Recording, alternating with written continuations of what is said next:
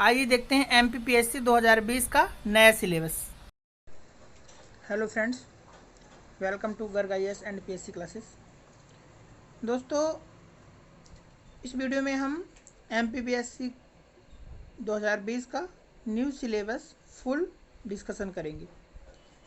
दोस्तों, ये जो हमारा सिलेबस है, जो 2020 जो परीक्षा होगी न्यू, तो उसके बारे में हम यहाँ पे डिटेल अध्ययन करेंगे। देखिए, ये यहाँ आप देख सकते हैं कि राज्य सेवा परीक्षा वर्ष 2020 से ये क्या है, परीक्षा योजना एवं पाठ्यक्रम लागू। इसमें दोस्तों 2 पेपर होंगे। इसकी पहले पूरा आप प्रक्रिया देखिए। इसके 3 चरण होंगे। पहला राज्य सेवा प्रारंभिक परीक्षा वस्तुनिष्ठ OMR सीट आधारित, यानी कि OMR सीट आपको दी जाएगी और इसमें वैकल्पिक आपका पेपर होगा। दूसरा चरण में राज्य सेवा मुख्य परीक्षा लिखित वर्णनात्मक, यानी कि इसमें आपका क्या होगा, इसमें दोस्तों आपको होगा कि आपको पेपर जो होगा तो आपको लिखना पड़ेगा, ठीक है। फिर अपन यहाँ तीसरा फेस अपन इसका देखते हैं। तो तीसरा फेस अपन दोस्तों क्या होगा, साक्षात्कार दोस्तों इंटरव्यू, ठीक है। इंटरव्यू में क्या करना पड़ेगा अपने को कि जा कर के वहाँ पर इंटरव्यू देना पड़ेगा और आपसे क्वेश्चंस पूछे जाएंगे, ठीक है। अब दोस्तों अपन आगे देखते हैं राज्य सेवा प्रारंभिक परीक्षा। यहाँ पर सबसे पहले दोस्तों अपन देखते हैं पहला, ठीक है। तो दोस्तों हमारा प्रश्न पत्र प्रथम सामान्य अध्ययन 2 घंटे 200 अंक का, ठीक है। ये है हमारा 2 घंटे और 200 अंक, ये हमारा पहला पेपर। सेकंड पेपर दोस्तों द्वितीय प्रश्न पत्र है, ये हमारा सामान्य अभिरुचि परीक्षण 2 घंटे और ये भी 200 अंक का, ठीक है दोस्तों। फिर अपन आगे जब नीचे आएंगे तो यह परीक्षा अपन को दी है कि एलिजिबिलिटी टेस्ट के रूप में ली जाएगी, इसका कोई मतलब नहीं है। अब ये सेकंड पॉइंट इंपॉर्टेंट है, इसको देखिए आप। प्रत्येक प्रश्न पत्र में 2-2 अंक के 100 प्रश्न होंगे, ठीक है दोस्तों। यहाँ पे मेन पॉइंट देखिए, 2-2 अंक के 100 प्रश्न होंगे, यानी कि कितने प्रश्न होंगे, 100, यानी कि हमारे पेपर कितना होगा, 200 अंक का होगा। प्रत्येक प्रश्न की समयावधि कितनी होगी, 2 घंटे होगी, ठीक है दोस्तों। फिर इसके बाद प्रारंभिक परीक्षा अध्ययन तथा सामान्य अभिरुचि परीक्षण के विस्तृत पाठ्यक्रम में 2 तथा विधिनिष्ठ है। प्रत्येक प्रश्न हिंदी तथा, ये मेन इंपॉर्टेंट है, प्रत्येक प्रश्न किसमें होगा, हिंदी में भी होगा और अंग्रेजी में भी होगा, ठीक है। जो आपको है, मतलब एक तरफ इंग्लिश में रहेगा, एक तरफ हिंदी में रहेगा, ठीक है दोस्तों। फिर नेक्स्ट अपन यहाँ पे आते हैं। तो यहाँ पर अपन देखते हैं दोस्तों, ठीक है, यहाँ तो फिर इम्पोर्टेंट नहीं है। फिर आपका ये आ गया जो आपका मेन इम्पोर्टेंट है। तो ये दोस्तों राज्य सेवा प्रारंभिक परीक्षा प्रश्न पत्र सामान्य अध्ययन।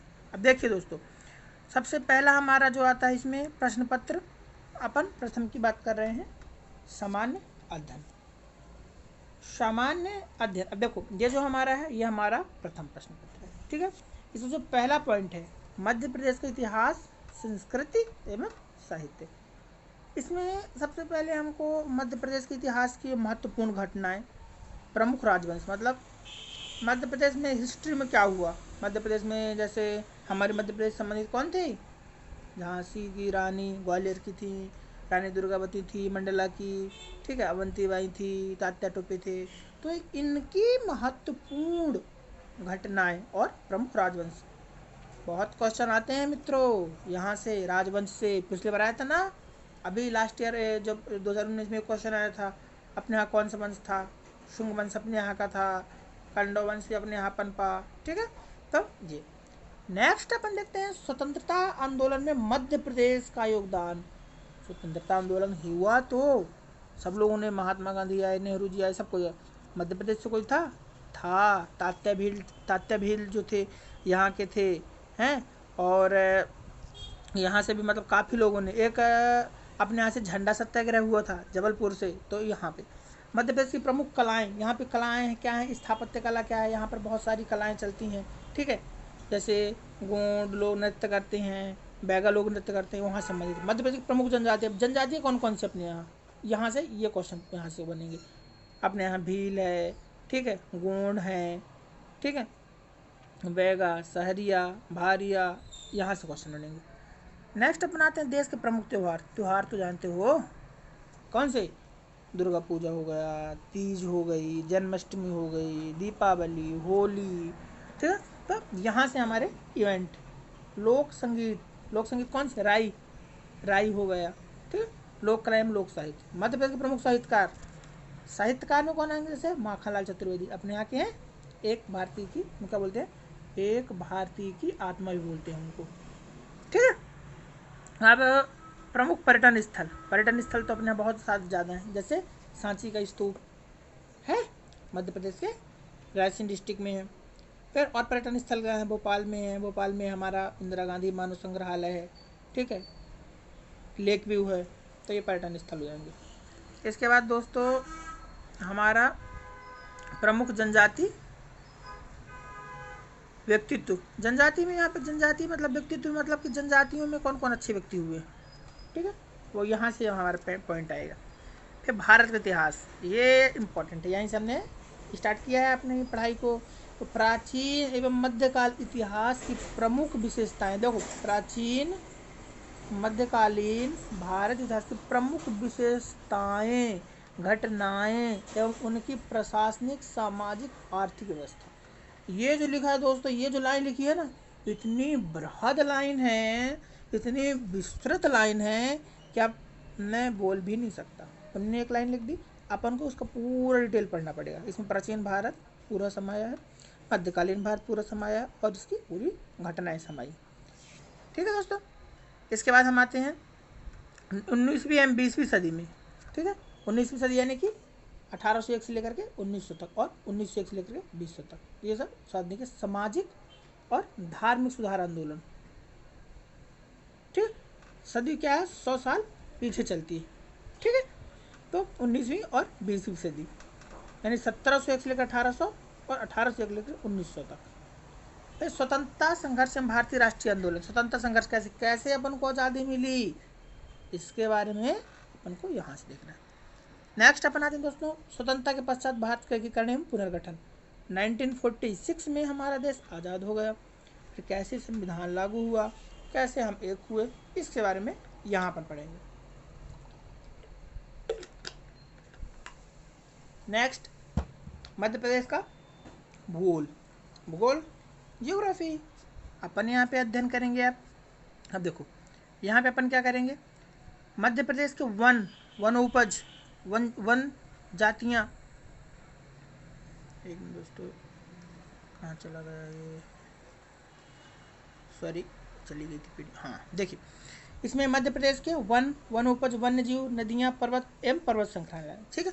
देखो मध्य प्रदेश की वन अपन को पढ़ना है, इसमें वनोपज, वनोपज मीन्स वनों से अपन को क्या मिलता है, वनों में रहने वाले जीव, नदियाँ, कहाँ की नदियाँ, मध्य प्रदेश की, यहाँ पे गंगा मैया काम नहीं आएंगी, यहाँ पे नर्मदा मैया काम आएंगी। पर्वत, हिमालय पर्वत साथ नहीं देगा, यहाँ पर विंध्याचल, सतपुड़ा, इसको पढ़ना पड़ेगा। पर्वत श्रृंखलाएं, तो ये पूरा का पूरा बेल्ट आएगा मध्य प्रदेश का। नेक्स्ट मध्य प्रदेश की जलवायु, यहाँ की जलवायु कैसी है देखते हैं। जून से पानी मानसून आने वाला है, मई में पानी गिर जाता है, कभी पता चलता जून निकल जाता है पानी नहीं गिरता। बहुत ही थोड़ा सा इंटरेस्टिंग है अपने यहाँ की क्लाइमेट, इसको बहुत अच्छे तरीके से अपन कवर करेंगे। मध्य प्रदेश के प्राकृतिक एवं खनिज संसाधन, प्राकृतिक यानी नेचुरल रिसोर्सेस, ठीक है, और खनिज। अपने यहाँ खनिज में मध्य प्रदेश में क्या है बेस्ट, वो बहुत ज़्यादा फेमस हीरा मिलता है पन्ना में, यहीं पढ़ना पड़ेगा। मध्य प्रदेश में परिवहन, कितने हवाई अड्डे, कहाँ पे ट्रेन है, कौन सा दक्षिण पूर्वी रेलवे है, सारी डिटेल यहाँ पे पढ़नी पड़ेगी। मध्य प्रदेश की प्रमुख विद्युत परियोजनाएं, कहाँ कहाँ से सिंचाई होती है, कौन कौन सी विद्युत परियोजनाएं अपने यहाँ चालू हैं, यहाँ कवर होगा। फिर मध्य प्रदेश में कृषि मोस्ट, अपना भारत देश पूरा कृषि प्रधान देश है, तो कृषि, पशुपालन एवं कृषि आधारित उद्योग, यानी कि इसमें अपन को पढ़ना पड़ेगा दोस्तों कि अपने यहाँ कौन कौन से कृषि के संसाधन है, पशुपालन कैसे होता है और कृषि से संबंधित उद्योग कौन कौन से, ठीक है। फिर भारत एवं विश्व का भूगोल, भारत एवं विश्व का भूगोल में इसमें क्या है दोस्तों, तो इसमें अपन को सबसे पहले क्या पढ़ना पड़ेगा, इसमें सबसे पहले भौतिक विशेषताएं, प्राकृतिक प्रदेश, भौतिक भूगोल में ये मेन।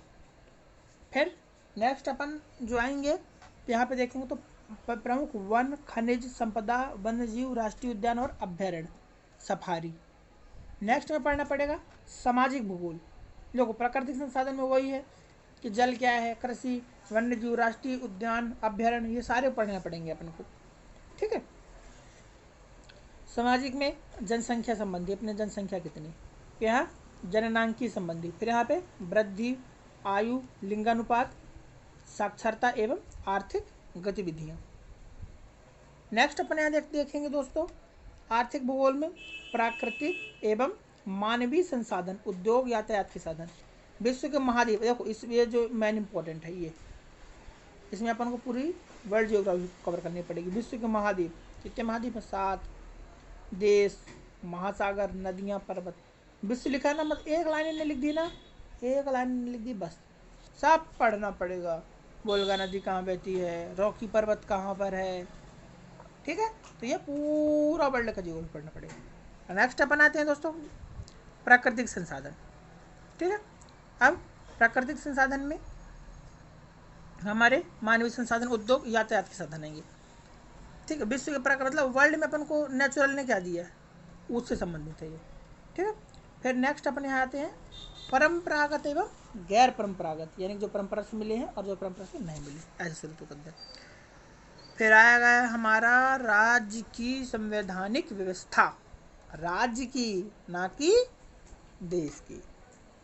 देखो इसमें अपन को क्या पढ़ना पड़ेगा, इसमें अपन को पढ़ना पड़ेगा संवैधानिक व्यवस्था, राज्यपाल, मंत्रिमंडल, विधानसभा और उच्च न्यायालय, जो राज्य में रहता है, ठीक है। राज्यपाल भारतीय संविधान के कौन से अनुच्छेद में है बताइए, ठीक। मंत्रिमंडल, विधानसभा, उच्च न्यायालय, ये सब अपन को यहाँ पे पढ़ना पड़ेगा, ठीक है दोस्तों। इसके बाद अपन आगे देखेंगे यहाँ जैसे राज्यपाल में इंपॉर्टेंट आएगा, राज्यपाल के अध्यादेश की शक्ति, राष्ट्र क्वेश्चन आया चुका है, लास्ट ईयर आया था, तो इसमें है तो 213 ये अध्यादेश जारी करने की शक्ति है, ये कभी भी नियम कानून बना सकते हैं इस अध्यादेश के जरिए। मध्य प्रदेश में त्रिस्तरीय पंचायती राज एवं नगरीय प्रशासन व्यवस्था, यहाँ पे पंचायती राज अपन को डिटेल में पढ़ना पड़ेगा, ठीक, कितने अनुच्छेद हैं, कैसे वर्किंग है पूरा। नेक्स्ट आएंगे अर्थव्यवस्था, अब इकोनॉमी कहेगी तो इसमें अपन को पढ़ना पड़ेगा राज्य की इकोनॉमी कैसी, ठीक है, जैसे कि जननांकी एवं जनगणना, आर्थिक विकास, प्रमुख उद्योग मध्य प्रदेश के कौन कौन से अपने यहाँ उद्योग चलते हैं, ठीक है, स्नेह नगर में कागज के उद्योग, मध्य प्रदेश की जातियाँ, अनुसूचित जातियाँ, जनजातियाँ और राज्य की कल्याणकारी योजनाएं, यानी करंट अफेयर यहाँ पे अपन को पढ़ना पड़ेगा, ठीक है दोस्तों।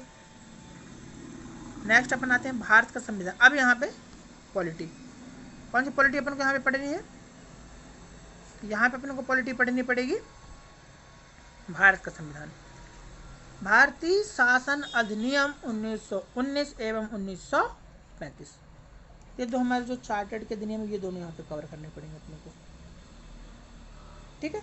संविधान सभा, संविधान सभा का डिटेल कैसे बनी, कितने सदस्य थे, किसमें किसने कौन सा पद लिया, यहाँ पे पढ़ेंगे। संघीय कार्यपालिका, राष्ट्रपति एवं संसद, ये यहाँ पे डिटेल कवर करना पड़ेगी अपने को।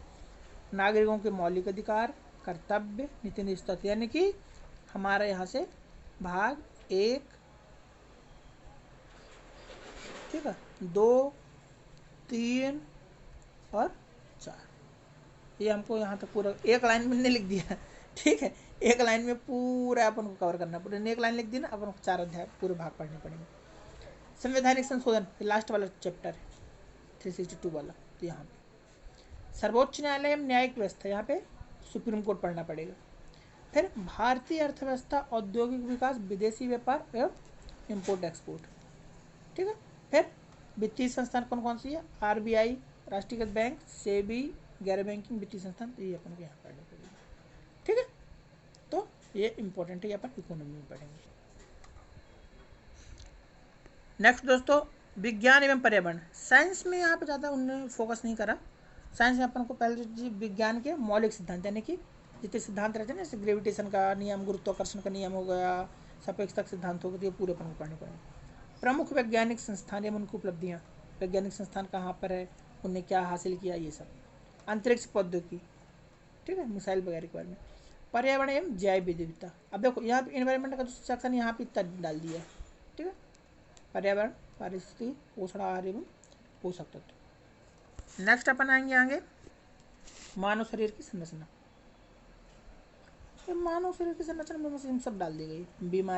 बीमारी इसमें आ जाएंगे, हाथ पैर में कितनी हड्डियाँ होती हैं, ठीक है, कौन सा हड्डी बड़ी है, कौन सा हमारा अंग छोटा है, ये सब इसमें कवर करेंगे। कृषि उत्पाद तकनीक, कृषि से हमको क्या क्या मिलता है, खाद्य प्रसंस्करण, ठीक है।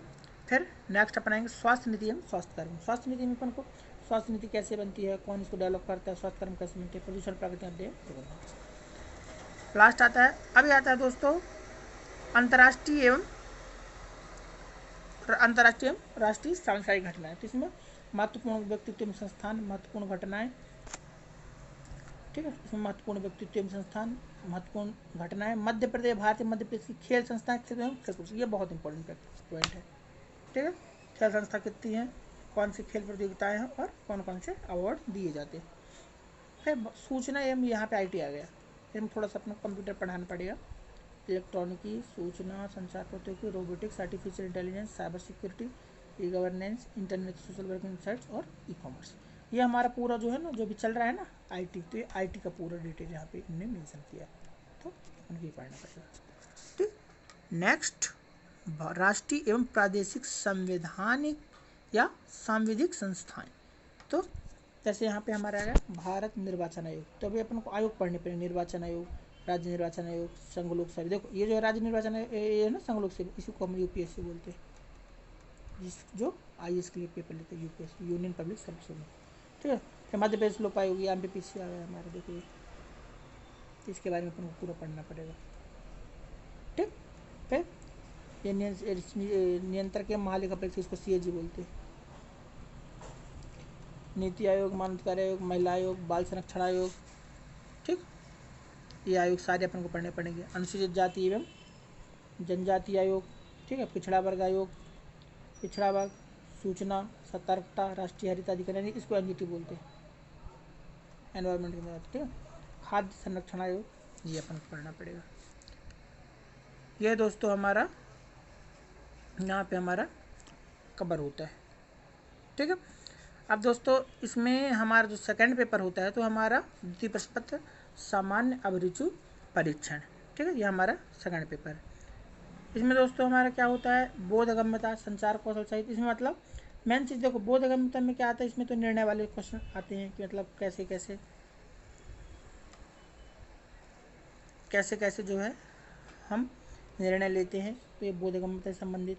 संचार कौशल सहित अंतर व्यक्तिक कौशल, मतलब इसमें क्या अपन बात कैसे करना है, अपनी बात को रखना कैसे, अपने पक्ष को रखना कैसे है, वह इसके अंतर्गत आएगा। फिर तार्किक कौशल, विश्लेषणात्मक, इसमें रीजनिंग से संबंधित क्वेश्चन आते हैं, चित्र बना के देता है कि इसकी आकृति ऐसी है तो इससे कौन मिलती है।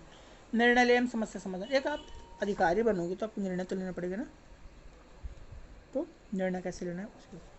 आधारभूत संख्याएं, उनके संबंध, विस्तार क्रम, इसमें क्या है, मैथमेटिक्स है, लिखा भी है 10वीं कक्षा का स्तर रहेगा, ठीक। चार्ट, ग्राफ, ये सब यहाँ मैथ आएगी। फिर नेक्स्ट आएगा हिंदी भाषा में बोधगम्यता, यानी हिंदी भाषा को कैसे आप, मतलब इसमें क्या आते हैं, इसमें 4 या 5 क्या आते हैं, अपठित गद्यांश आते हैं, इसको पढ़ना पड़ता है। 10वीं भाषा की हिंदी भाषा के बोधगम्यता कौशल से संबंधित प्रश्नों का परीक्षण, ठीक है। प्रश्न पत्र केवल 10वीं के उद्धरण माध्यम से अंग्रेजी अनुवाद उपलब्ध कराए बिना। तो दोस्तों यहाँ पर ये हमारा ख़त्म होता है दोस्तों। तो ये दोस्तों यदि ये आपका जो हमने पूरा बता दिया, ये आपका नया सिलेबस है, अब इसी के आधार पर क्या होगी, हमारी परीक्षा होगी दोस्तों। अब यदि आपको ये कैसा लगा, जितना हमने सिलेबस को, यदि आपको अच्छा लगा, तो दोस्तों अपन को 3 चीज़ करना है। क्या करना है अपन को 3 चीज़, बोलूँ नहीं बोलूँ, मालूम तो होना चाहिए ना। पहली तो चीज़ करना है लाइक, ठीक है। दूसरी चीज़ करना है सब्सक्राइब। तीसरी चीज़ क्या करना है, इसको शेयर, ठीक है। ये दोस्तों इस जो सिलेबस को हमने बताया न्यू सिलेबस है, अब जो एग्ज़ाम होगा इसी के अनुसार होगा और इसकी पीडीएफ हम गर्ग IAS एनपीएससी क्लासेस के ग्रुप में अपलोड कर देंगे। तो आप इसको बढ़िया इसका प्रिंट निकलवा लीजिए और प्रिंट निकलवाने के बाद आप इसको बढ़िया अपने घर में चिपका लीजिए। हमको इतना पढ़ना है। ये आज हमने दोस्तों MPPSC प्री का सिलेबस डिस्कशन किए। फिर आने वाली वीडियो में हम जो मेंस के सब्जेक्ट होते हैं उनको एक एक सब्जेक्ट की वीडियो बना देंगे सेपरेट, पहला सब्जेक्ट, दूसरा सब्जेक्ट, तीसरा, ऐसे करके। दोस्तों अब मैं अपनी वीडियो को यहीं पर विराम देना चाहता हूँ। ठीक है, थैंक यू दोस्तों।